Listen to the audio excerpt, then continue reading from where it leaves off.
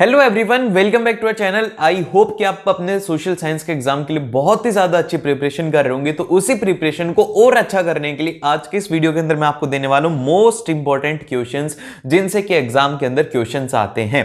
तो भैया हम लोग स्टार्ट कर रहे हैं, सबसे पहले हिस्ट्री से स्टार्ट करते हैं। तो हिस्ट्री के अंदर जो आपका सैंपल पेपर आया था, एग्जैक्टली ये तो पता नहीं लगेगा कि कैसा ब्लू प्रिंट है, सीबीएसई कहीं पर भी डिस्क्लोज नहीं करता, लेकिन जो सैंपल पेपर में होता है उससे हमें यह आइडिया लग जाएगा कि हाँ यार, इस चैप्टर का वेटेज ज्यादा है।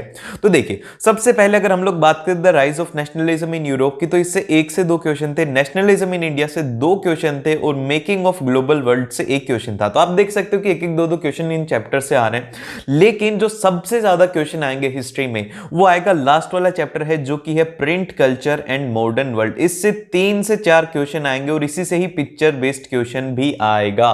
मोस्ट प्रोबेबली यही है कि इससे पिक्चर बेस्ड क्वेश्चन आएगा। बाकी की पिक्चर्स भी इंपॉर्टेंट है, लेकिन इसकी पिक्चर्स भी इंपॉर्टेंट है और इससे 3 से 4 क्वेश्चन आएंगे। तो सबसे ज्यादा इंपॉर्टेंट है, इसको ध्यान से आपको पढ़ना है।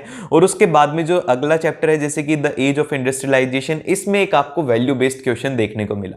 अब हम इन चैप्टर के अंदर डिटेल में जाते हैं कि कैसे और कौन से हमें सबसे पहला जो चैप्टर आता है हमारा, वो आता है the rise of nationalism in Europe, कि यूरोप के अंदर कैसे नेशनलिज्म हुआ था। तो सबसे फर्स्ट आपको याद रखना है कि role of Napoleon and his fall. फिर सेकंड नंबर पे आपको याद रखना है कि role of France in spreading nationalism.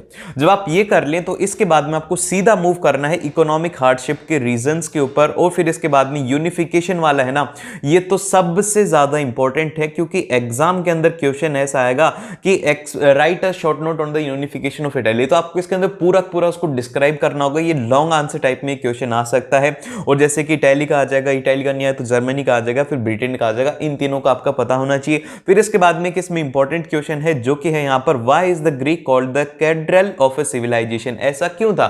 ये क्वेश्चन है, लेकिन टॉपिक है, लेकिन ये क्वेश्चन की फॉर्म में आपको इसको अच्छे से याद रखना है, पॉइंट्स में आंसर लिखने की कोशिश करना। फिर इसके बाद में हम लोग चलते हैं नेक्स्ट की तरफ, जो कि है हमारा अगला चैप्टर, बहुत ही ज्यादा इजी है, नेशनलिज्म इन इंडिया।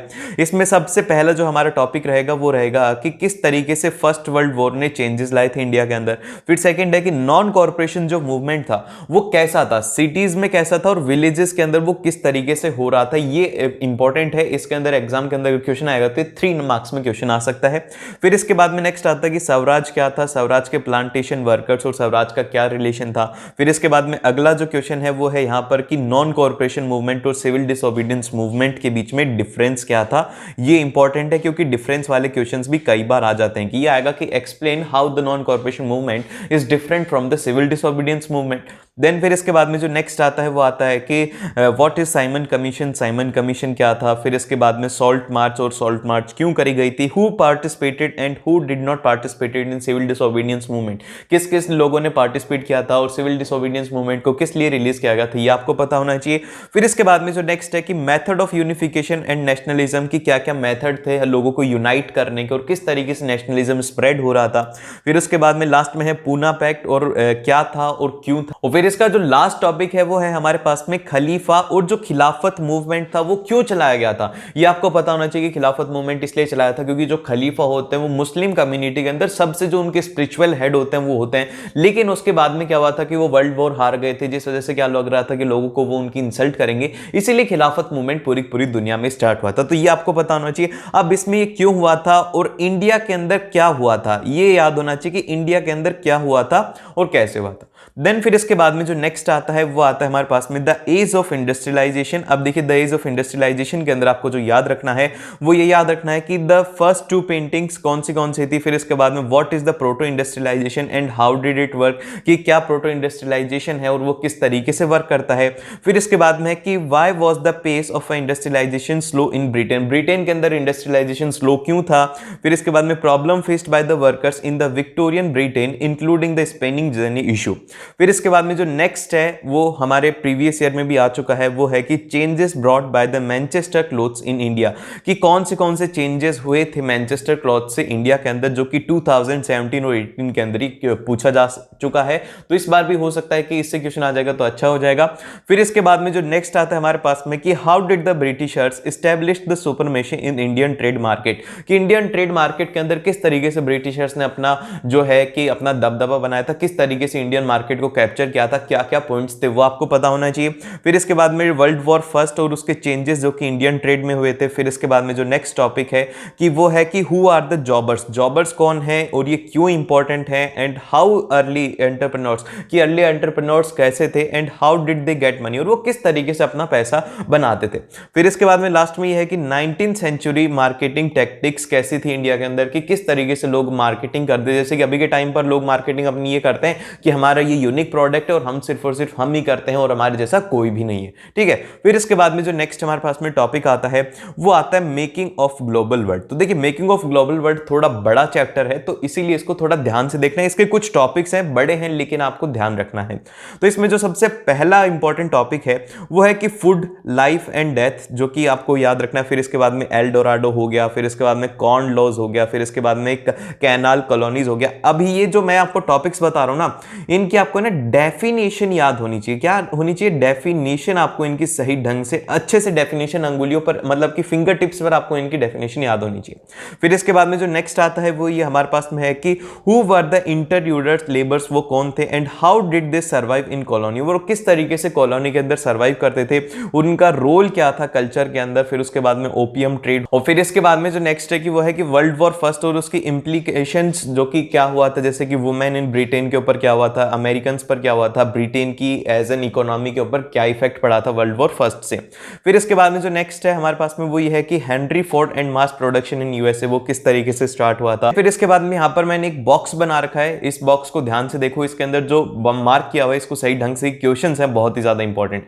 सबसे पहला तो है कि what are the Bretton Woods institution, की बैटन वुड इंस्टीट्यूशन कौन से होते हैं and why they are made, कि इनको क्यों बनाया गया था, क्या रीजन था कि इनको बनाने की जरूरत पड़ी थी।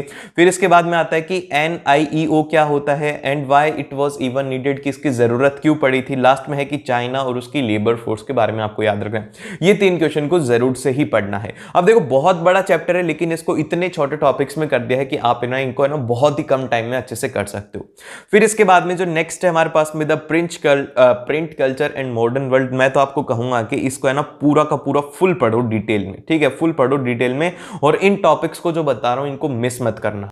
सो देखो सबसे पहला जो इंपॉर्टेंट टॉपिक आता है कि growth of print in imperial China, कि चाइना के अंदर किस तरीके से प्रिंट की ग्रोथ हुई थी। फिर इसके बाद में how did the print come in Europe, Europe के अंदर वो किस तरीके से आया था। फिर अगला जो टॉपिक है वो है कि प्रिंट रिवॉल्यूशन, इसके ऊपर 5 पॉइंट याद होने चाहिए कि प्रिंट रिवॉल्यूशन के अंदर क्या क्या हुआ था। फिर इसके बाद में जो नेक्स्ट है कि role of print in French revolution, French revolution में क्या रोल था प्रिंट का। Print and children, women workers, ये सब चीजें इंपॉर्टेंट है कि प्रिंट में क्या था, वुमेन्स को कैसे फायदा हुआ और जो वर्कर है उनको कैसे फायदा हुआ और चिल्ड्रन को कैसे फायदा हुआ। फिर इसके बाद में जो नेक्स्ट है जो कि इंपॉर्टेंट है वो है Indian manuscript pros and cons, ये दोनों याद होने चाहिए कि प्रोज भी याद होने चाहिए और उसके कॉन्स भी याद होने चाहिए। अगर आप एग्जाम के अंदर आता है कि एक्सप्लेन द इंडियन मैन्युस्क्रिप्ट, तो आप उसके अंदर 2 पॉइंट कॉन्स प्रोज के लिख सकते हो, 2 पॉइंट कॉन के लिख सकते हो। तो इससे क्या होगा कि आपको जो आंसर है वो काफी ज्यादा अच्छा दिखेगा। और फिर इसके बाद में जो नेक्स्ट है वो ये है कि प्रिंट एंड रिलीजियस डिबेट, जो कि हिंदूज और मुस्लिम्स के बीच में प्रिंट की वजह से होती। और फिर इसके बाद में आता है कि print and women conservative families की, जो प्रिंट था और जो वुमेन्स थी कंजर्वेटिव फैमिली से, उनका कैसा रिलेशन था, क्या हो रहा था उनके साथ में। फिर लास्ट में है कि print and workers poor in India, फिर वेनिकुलर प्रेस एक्ट, ये आपको चीजें पता होनी चाहिए। ये सेलेक्टेड टॉपिक है जो कि बहुत ही ज्यादा इंपॉर्टेंट है, इनको आपको मिस नहीं करना है। फिर इसके बाद में अगला जो आता है वो आती है हमारे पास में ज्योग्राफी। ज्योग्राफी के अंदर सबसे इंपॉर्टेंट जो चैप्टर हैं वो देखो सारे के सारे इंपॉर्टेंट हैं, लेकिन सभी से एक ही क्वेश्चन आएगा। लेकिन जो सबसे ज्यादा क्वेश्चन आए हैं वो आए हैं, एक तो आपकी जो इंपॉर्टेंट है वो है मैन्युफैक्चरिंग इंडस्ट्री। मैन्युफैक्चरिंग इंडस्ट्री से 2 से 3 क्वेश्चन आए हैं, और जो ये जो क्वेश्चन है यहाँ आपके सैंपल पेपर के हैं कि हाँ भैया सैंपल पेपर में सीबीएसई बता देते हैं कि भैया ये टॉपिक से ज्यादा क्वेश्चन आएंगे, और बच्चे उन टॉपिक्स को इग्नोर कर देते हैं। लेकिन जो स्मार्ट होता है वो एनालिसिस करके बताता है, ठीक है। तो यहाँ पे जो सेकंड है वो ये है कि life line of national economy की, नेशनल इकोनॉमी की जो लाइफ लाइन है उससे एक वैल्यू बेस्ड क्वेश्चन आया था। तो ये आपको सही ढंग से इन दोनों चैप्टर को बहुत ही अच्छे से करना है। फिर इसके बाद में हम लोग स्टार्ट करते हैं। सबसे पहला जो हमारा चैप्टर आता है वो आता है रिसोर्सेज एंड डेवलपमेंट। इसमें जो आपको याद रखना है, देखो ध्यान से याद रखना, ज्योग्राफी बहुत ही छोटी छोटी मैं आपको बता रहा हूं। इसमें आपको याद रखना है कि types of soil and soil erosion, की कितनी तरीके की सॉइल्स होती है, उनकी डेफिनेशन की, उनकी क्या खास बात होती है और क्या उनके अंदर खराबी होती है, ये आपको पता होना चाहिए। फिर इसके बाद में आता है कि स्टेप्स ऑफ रिसोर्सेज डेवलपमेंट की क्या क्या स्टेप्स होते हैं रिसोर्सेज को डेवलप डेवलपमेंट करने के लिए। फिर इसके बाद में आता है डेफिनेशन ऑफ रिसोर्सेज सारी की सारी, और जो सबसे इंपॉर्टेंट है ना इसमें वो है कि अर्थ समिति और एजेंडा 21 की कब रिलीज हुआ था और ये क्यों रिलीज हुआ था और इसका क्या लोगों को बेनिफिट हुआ था, मतलब कि क्या इसका फायदा होगा, ये पता होना चाहिए। फिर इसके बाद में जो अगला है वो है हमारे पास में फॉरेस्ट एंड वाइल्ड लाइफ, जिसके अंदर कि आपको वाइल्ड लाइफ प्रोटेक्शन एक्ट हो गया। मैप वर्क इसका सबसे ज्यादा इंपॉर्टेंट है, इसमें आ सकता है कि आपको मैप वर्क से रिलेटेड क्वेश्चन आ सकते हैं, तो ये इंपॉर्टेंट आप मार्क कर लेना, इसका मैप जरूरी इंपॉर्टेंट है। फिर इसके बाद में अगला जो पॉइंट है कि reason for the reduction of the forest and wild life, क्या क्या रीजन है जिस वजह से फॉरेस्ट और वाइल्ड लाइफ है वो डिक्रीज हो रही है। फिर इसके बाद में आता है कि वाटर रिसोर्सेज क्या क्या हैं, जैसे कि what are the multipurpose project क्या होते हैं, कॉजेज ऑफ वाटर पॉल्यूशन क्या होते हैं और pros and cons of dam क्या होते हैं। फिर इसके बाद में नेक्स्ट आता है कि rain water harvesting in India क्या है। तो देखो बेसिकली मैंने आपको ना हर एक चैप्टर से 4 से 5 टॉपिक बताएं जिनको कि आपको अच्छे से करना है, और आप ये है ना अगर टॉपिक करोगे ना तो आप देखोगे कि प्रीवियस ईयर के क्वेश्चंस आपसे बहुत ही ज्यादा आराम से हो रहे हैं। देन फिर इसके बाद में जो नेक्स्ट आता है हमारे पास में वो आता है एग्रीकल्चर। अब देखिए एग्रीकल्चर में आप क्या क्या पढ़ने वाले हैं। एग्रीकल्चर में सबसे पहले तो इंपॉर्टेंट है कि कौन सी तरह की फार्मिंग होती है, कहाँ होती है, कैसे होती है और उनकी डेफिनेशन। फिर इसके बाद में आता है कि किस तरीके के क्रॉपिंग पैटर्न्स होते हैं। फिर इसके बाद में crop and their climatic condition, कि किस तरीके की क्रॉप्स होती हैं, क्या उनकी क्लाइमेटिक रिक्वायरमेंट होती है, जैसे कि रबी क्रॉप है वो कब होती है, खरीफ क्रॉप है वो कब होती है, ये सब आपको उसमें पता होना चाहिए। एक एग्जांपल बताओ चलो कमेंट करके, कोई भी रबी क्रॉप का, देखो ये बताना, आप देखते हैं कि कितने सारे बच्चे इसका सही आंसर देते हैं। रबी क्रॉप का एक एग्जांपल कमेंट करो। देन फिर इसके बाद में जो नेक्स्ट आता है हमारे पास में वो आता है कि agriculture reform made in India क्या क्या हुआ था, इफेक्ट ऑफ ग्लोबलाइजेशन क्या हुआ था एग्रीकल्चर के ऊपर, ये याद रखना है। देन फिर इसके बाद में आता है मिनरल्स एंड एनर्जी रिसोर्सेज। तो इसके अंदर सबसे पहले आपको याद रखना है कि mode of occurrence of minerals, की किस तरीके से हमारे एनवायरमेंट के अंदर जो मिनरल्स हैं वो होते हैं। फिर इसके बाद में जो नेक्स्ट आता है वो आता है कि conventional and non conventional minerals क्या होते हैं, टाइप्स ऑफ आयरन और क्या होता है, कोल किस तरीके के होते हैं, 3 तरीके के कोल होते हैं, तो उनमें से कौन से कोल को यूज किया जाता है और इसका मैप वर्क इंपॉर्टेंट है। देन फिर इसके बाद में जो नेक्स्ट चैप्टर आता है वो आता है मैन्युफैक्चरिंग इंडस्ट्री। तो देखो मैन्युफैक्चरिंग इंडस्ट्री में जो बात इंपॉर्टेंट है वो है कि टाइप ऑफ इंडस्ट्रीज कितने तरीके की होती हैं, सारी की सारी इंडस्ट्रीज के कुछ कुछ एग्जांपल आपको याद रखना है। जैसे कि एग्रो बेस्ड इंडस्ट्री है तो उसमें कौन सी इंडस्ट्रीज होती है, क्या उनके प्रोज होते हैं, क्या उनके कॉन्स होते हैं। फिर इसके बाद में इंपॉर्टेंस ऑफ इंडस्ट्री क्या होती है, लोकेशन ऑफ इंडस्ट्री किस तरीके से डिसाइड करी जाती है कि चीप लेबर होनी चाहिए, रॉ मटेरियल अवेलेबल होना चाहिए, वेल कनेक्टेड होना चाहिए, तो ये सब बातें आपको याद रखनी है। फिर इसके बाद में concentration of a cotton and jute industry, कि क्या कंसंट्रेशन रहती है कॉटन की, कहां पर है सबसे ज्यादा इंडस्ट्रीज, जूट की कहां पर इंडस्ट्रीज है, किस तरीके से उसको मैन्युफैक्चर किया जाता है, कौन सा स्टेट उसमें डोमिनेंट है। और फिर इसके बाद में जो लास्ट में आता है कि इंपॉर्टेंस ऑफ स्टील इंडस्ट्री की, क्या इंपॉर्टेंस है एक स्टील इंडस्ट्री की, तो ये आपको पता होना चाहिए। देन फिर इसके बाद में जो नेक्स्ट और सबसे ज्यादा इंपॉर्टेंट चैप्टर है ना वो है हमारा life line of national economy. National economy के क्या क्या लाइफ लाइन है, इसमें सबसे पहला जो है हमारा वो ये है कि importance of transport and communication, की क्या है जरूरत है ट्रांसपोर्टेशन की और कम्युनिकेशन की, क्या उससे फायदा होगा। फिर इसके बाद में रोडवेज और रेलवेज के, रोडवेज जो है वो ज्यादा अच्छी क्यों है रेलवेज से, क्या क्या उसके एडवांटेज हैं, क्या क्या उसके डिसएडवांटेज हैं। डिस्ट्रीब्यूशन ऑफ रेलवेज किस तरीके से है, pros and cons of waterways and airways, exam के अंदर क्वेश्चन आएगा कि how is the airway better than the waterway. तो इसके अंदर आपको सबसे पहले बताना होगा कि वाटरवे में ये होता है और एयरवेज के अंदर ये होता है। जैसे कि वाटरवे के अंदर इजी ट्रांसपोर्ट होता है, आराम से ट्रांसपोर्ट होता है, और जो एयरवेज होते हैं उसके अंदर वो एक्सपेंसिव होता है और वो चीप नहीं रहता। और वहीं पर ही हम बोलेंगे कि जो वाटरवेज होते हैं वो थोड़ा डिले होते हैं, वहीं पर जो एयरवेज होते हैं वो फास्ट होते हैं। तो इस तरीके से आपको अपने आंसर को लिखने की प्रैक्टिस करनी है। फिर लास्ट के अंदर है कि international trade as an the economic barometer, की इंटरनेशनल ट्रेड है वो कैसे होता है, कहां होता है, ये सब चीजें आपको याद रखनी है। तो देखो इसके बाद में जो अगला चैप्टर है वो है डेवलपमेंट, जो कि हमारे इकोनॉमिक्स का पहला चैप्टर है। तो यहां पर एक गलती से आ गया, तो इसको हम एक बार देख लेते हैं वो क्या है। देखो डेवलपमेंट जो है इसके अंदर क्या क्या इसके गोल्स है, कॉन्फ्लिक्टिंग है, किस तरीके से मिक्स्ड है। इसमें जो क्वेश्चन आया था वो मैं बताता हूं, सैंपल पेपर में वो आया था। आपको एक एवरेज इनकम का एक ग्राफ दिया हुआ था, ठीक है, उस ग्राफ से रिलेटेड एग्जाम के अंदर क्वेश्चन आया था। तो ये क्वेश्चन आपको ध्यान से कर लेने। देखो ग्राफ से रिलेटेड या फिर इनके बेसिक फॉर्मूलाज है ना, एक दो फॉर्मूला है कि किस तरीके से नेशनल इनकम कैलकुलेट की जाती है, किस तरीके से एवरेज इनकम कैलकुलेट की जाती है, ये सब कुछ आपको पता होना चाहिए। और फिर इसके बाद में नेक्स्ट जो टॉपिक है वो है यहां पर कि national income and other parameters then फिर इसके बाद में कि what and why of public facilities, की मतलब कि क्यों है और क्या है पब्लिक फैसिलिटीज। फिर इसके बाद में कि what and why sustainable development, की सस्टेनेबल डेवलपमेंट क्या है और वो क्यों जरूरी है। दो क्वेश्चन सबसे ज्यादा इंपॉर्टेंट है कि क्या है और वो क्यों है। देन फिर इसके बाद में हम लोग चलते हैं नेक्स्ट के ऊपर, जो कि है हमारी प्यारी दुलारी सिविक्स। सिविक्स में जो हमारे पास में सबसे पहला चैप्टर आता है वो आता है फेडरलिज्म। अब फेडरलिज्म के अंदर सबसे पहला जो टॉपिक आता है वो आता है यहाँ पे यूनिटरी एंड फेडरलिज्म की। यूनिटरी और फेडरलिज्म के सारे फीचर आपको पता होना चाहिए, इनके बीच का डिफरेंस पता होना चाहिए। फिर इसके बाद आता है कि how India is a federal, federal India कैसे है, कि इंडिया के पास में ये बातें हैं, उनसे आपको पॉइंट्स में पता होना चाहिए। और फिर इसका तीसरा जो टॉपिक है वो है कि डेफिनेशन, डिसेंट्रलाइजेशन और इसके स्टेप्स आपको पता होना चाहिए। और फिर इसके बाद में जो अगला चैप्टर देखो, तीन टॉपिक इंपॉर्टेंट है इसमें, इतना आपको फायदा मिल जाता है। तो एक फायदा ये भी कर दो कि जल्दी से लाइक कर दो और अपने दोस्तों के साथ भी शेयर कर देना और सब्सक्राइब कर लेना, ताकि आपको ऐसे ही और वीडियोस मिले। और यहाँ पे जो नेक्स्ट आता है वो आता है जेंडर, रिलीजन एंड कास्ट से रिलेटेड है, कि इसमें कौन से हैं। तो इसमें सबसे पहला आता है सेक्सुअल डिवीजन ऑफ लेबर। फिर सेकंड है डेफिनेशन, आपको जो याद रखनी है वो याद रखनी, फेमिनिज्म की, कम्युनलिज्म की, कास्टिज्म की, सेक्युलर नेशन की, ये आपको डेफिनेशन याद रखनी है। फिर अगला जो टॉपिक आता है कि हाउ इंडिया सेक्युलर, इंडिया किस तरीके से सेक्युलर है। And how is the caste express in politics, politics के अंदर कास्ट को किस तरीके से एक्सप्रेस किया जाता है। And how is the politics express in caste, कि भैया दोनों क्वेश्चन इंपॉर्टेंट है, कास्ट को पॉलिटिक्स में और पॉलिटिक्स को कास्ट में किस तरीके से यहां पे बताया जाता है। देन फिर इसके बाद में अगला जो टॉपिक पॉइंट आता है वो आता है यहां पर पॉलिटिकल पार्टीज। तो पॉलिटिकल पार्टी के अंदर सबसे पहले आप याद रखेंगे कि क्या क्या कंपोनेंट्स है पॉलिटिकल पार्टी के, क्या उसके फंक्शन है, क्या उसकी नेसेसिटी है, ये आपको इन सभी के चार चार पॉइंट्स याद रखने हैं। और फिर इसके बाद में क्या क्राइटेरिया है नेशनल और स्टेट पार्टी का, कि कब कोई एक स्टेट पार्टी नेशनल पार्टी बन जाएगी, उसके लिए क्राइटेरिया दिया हुआ है वो याद होना चाहिए। कि features of A national party की, क्या क्या नेशनल पार्टी के फीचर होते हैं, और फिर उसके साथ में क्या क्या चैलेंजेस पार्टीज फेस करती हैं और उनके सॉल्यूशन क्या हैं। देन फिर इसके बाद में अगला जो चैप्टर आता है वो आता है आउटकम ऑफ डेमोक्रेसी। तो इसके अंदर सबसे पहला तो ये आएगा कि why is the democracy important, important क्यों है डेमोक्रेसी, डेमोक्रेसी बेटर क्यों है। और फिर इसके बाद में अगला जो आता है कि how is the democracy accountable, legitimate and responsive. Question आ सकता है शॉर्ट आंसर टाइप में कि how can you say that democracy is accountable, how can you say that democracy is a legitimate, how can you say that democracy is responsive. और फिर इसके बाद में नेक्स्ट आता है कि how is the dictatorship better than the democracy in economic growth के अंदर जो है कि डेमोक्रेसी से अच्छी डिक्टेटरशिप क्यों होती है, इसलिए होती है क्योंकि उसके अंदर डिसीजन आराम से ले सकते हैं। और दो चार बातें आपको और इसमें लिखनी है। और फिर इसके अंदर लास्ट में आता है कि how does the democracy secure the dignity of citizens, की किस तरीके से डेमोक्रेसी जो है वो डिग्निटी ऑफ सिटीजंस को प्रोटेक्ट करती है।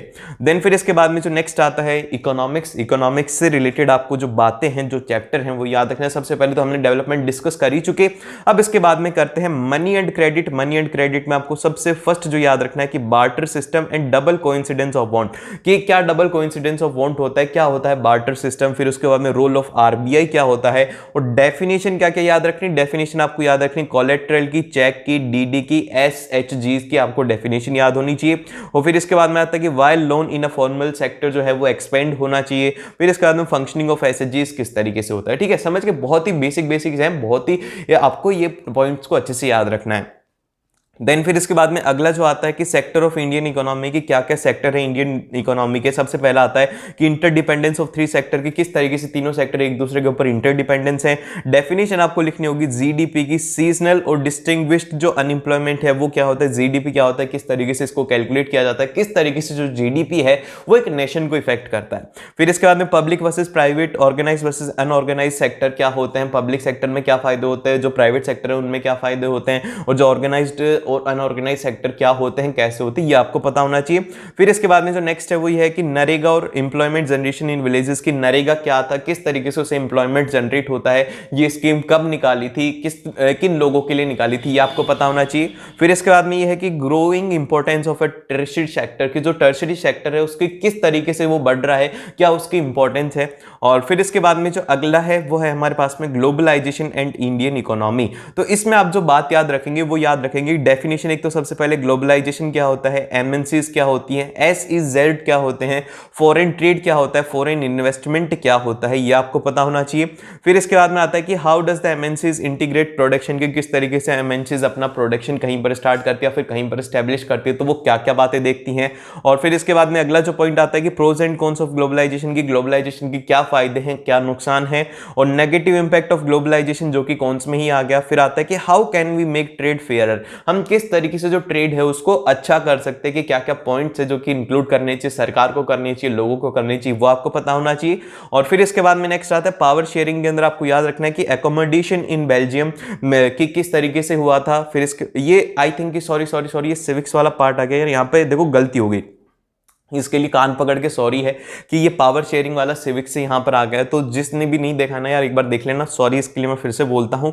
ये है यहाँ पर इसके अंदर है कि एकोमोडेशन इन बेल्जियम के क्या क्या स्टेप्स हुए थे। फिर इसके बाद में मेजोरिटिज्म इन इंडिया, श्रीलंका मतलब कि इंडिया बोल रहा हूँ, श्रीलंका के अंदर कैसे हुआ था, क्या हुआ था, ये आपको पता होना चाहिए। फिर vertical versus horizontal power sharing किस तरीके से होती है, वर्टिकल में क्या होता है, हॉरिजॉन्टल में क्या होता है। फिर इसके बाद में why power sharing is necessary, कि पावर शेयरिंग इंपॉर्टेंट क्यों है, इसके 2 रीजन आपको पता होना चाहिए। आई होप कि आपको ये अच्छे से समझ में आ गया होगा। इन टॉपिक्स को तो सही ढंग से आपको अच्छे से रट लेना है। तो आप एसएससी के लिए ज्यादा चिंता मत करो, आपको जितना भी रिक्वायर्ड मटेरियल है वो सब कुछ इस चैनल के ऊपर मिलेगा। तो मेक श्योर कि आप इस चैनल को जरूर से सब्सक्राइब करो। मिलते हैं आप लोगों से नेक्स्ट वीडियो में।